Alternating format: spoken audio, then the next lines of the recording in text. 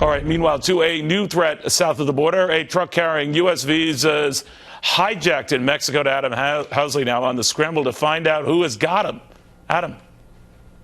Yeah, Neil, there's some concern here because this happened more than 2 weeks ago, and we've just now heard about this with a release in Spanish from the U.S. consulate in Monterrey and not earlier.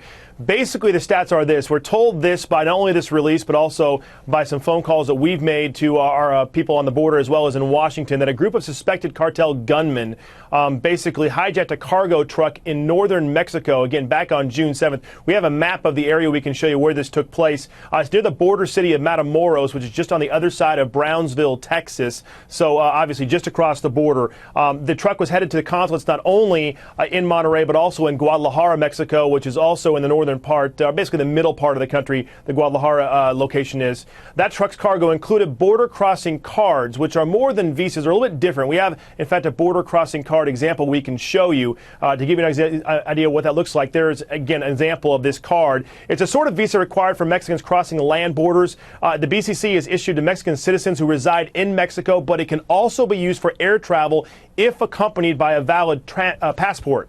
They're also known to be used by cartels and coyotes to smuggle undocumented Mexican and Central Americans across the U.S.-Mexican border. There's also significance that this happened on June 7th because that was the same day Mexico was holding its federal elections and had deployed thousands of police officers and troops on the streets as part of the process of securing those elections.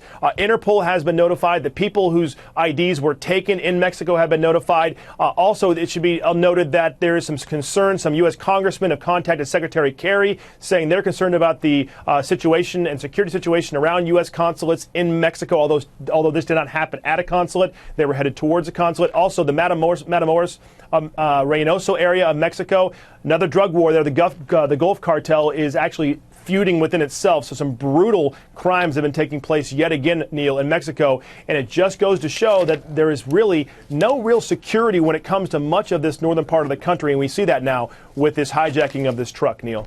All right, Adam, thank you very, very much.